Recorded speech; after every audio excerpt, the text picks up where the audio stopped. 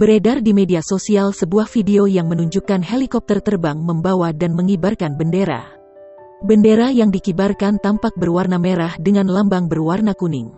Diduga bendera negara China. Terkait video tersebut, TNI Angkatan Udara membeberkan fakta sebenarnya. TNI AU menjelaskan fakta sebenarnya melalui akun Instagram resminya @militer.udara pada Selasa, tanggal 3 Agustus tahun 2021.